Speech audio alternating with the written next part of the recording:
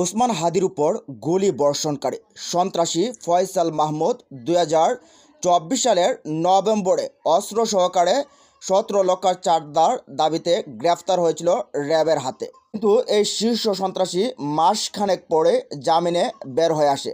আর কে জামিন করেছে জানেন? জানলে আপনার চোখ কপালে উঠবে। এতদিন ধরে যে বলছে আওয়ামী লীগের সন্ত্রাসীদেরকে আশ্রয় দিচ্ছে বিএনপি, হ্যাঁ এমনটাই কিন্তু ঘটছে। সামনে এই তথ্যটা আনছেন জ্যাকব মিল্টন। হাদির উপর গুলি বর্ষণকারী ফয়সাল মাহমুদ বা দাউদ খান এর পরামর্শদাতা ও আশ্রয়দাতা হলেন বিএনপির আইন বিষয়ক সম্পাদক, জাতীয়তাবাদী আইনজীবী ফোরামের মহাসচিব ও নেত্রকোনা 1 আসনের ধানের শীষের প্রার্থী ব্যারিস্টার কায়সার কামাল।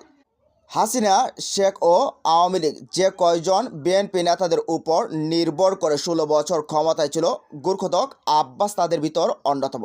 আর তাই আওয়ামী লীগ ও তার সকল অঙ্গ সংগঠন, বিশেষ করে ক্যাডার বাহিনীকে হাসিনা শেখ এর কড়া নির্দেশ, হাজারটা মানুষ লাশ পড়লেও আব্বাসকে জয়ী করতে হবে। ব্যারিস্টার কায়সার কামাল আওয়ামী ঘরানার তথা আব্বাস ভক্ত। ব্যারিস্টার কায়সার কামালই ফয়সাল করিম মাসুদকে ডাকাতি ও অস্ত্র মামলা থেকে বের করে এনেছিল। আবার এই কায়সার কামালই ফয়সাল করিম মাসুদকে মেজর সাদেকের প্রশিক্ষণে পাঠিয়েছিল। এই কায়সার কামালের প্রত্যক্ষ ও পরোক্ষ সহায়তায় হাসিনা 16 বছর ক্ষমতায় ছিল। আবার এই কায়সার কামাল ও আব্বাস গঙ্গদের সহায়তায় জিয়ার বংশের যমনিকা ঘটবে। সাম্প্রতিক সময়ে একটি তথ্য মতে জানা গেছে যে আওয়ামী লীগের শীর্ষ সন্ত্রাসী এবং আওয়ামী লীগের নেতাকর্মী প্রায় 36,000 নেতাকর্মীকে গ্রেফতার করেছে পুলিশ। আর এর থেকে প্রায় 32,000 নেতাকর্মীকে জামিন দেওয়া হয়েছে আদালত থেকে। তাহলে কারা দিয়েছে আর কারা তাদের এই আইনজীবী ছিল, এখন প্রশ্নের বিষয়।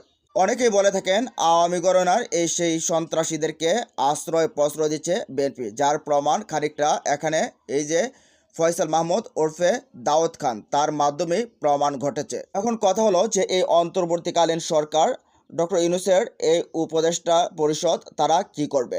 এই যে কায়সার কামাল আর মাহফুজ নামের আইনজীবীরা, তারা এই ফয়সাল মাহমুদকে জামিন করে আনলো, তাদের কি হবে? তাদের কি বিচার হওয়া উচিত নয়? এবং যে যেই বিচারকরা এই ফয়সালদেরকে জামিন দিয়েছে, তাদের কি আসলে বিচার হওয়া দরকার না? তাদের কি জবাবদিহিতার আওতায় আনা দরকার না?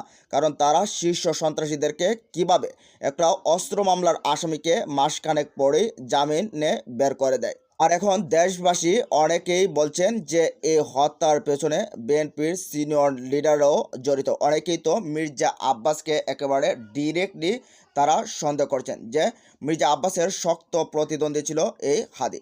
তাই হাদিকে সরিয়ে দেওয়ার জন্য এই ধরনের বড় প্ল্যান। যদিও ফয়সাল মাহমুদ আওয়ামী লীগের ছাত্রলীগের ক্যাডার, কিন্তু সেই ছাত্রলীগের ক্যাডার যে বিএনপির কুলে ঘেঁষছে না, সেটা আসলে বলবে কে আর বলার অপেক্ষায় বা রাখে কে? আমরা চাই মিরাক্কেল ঘটিয়ে আল্লাহ হাদিকে ফিরিয়ে দেখ এবং হাদির যে উপর গুলিকারী সন্ত্রাসীরা গ্রেফতার হোক এবং যারা সহায়তাকারী তাদেরকেও গ্রেফতার করে শাস্তির আওতায় আনা হোক।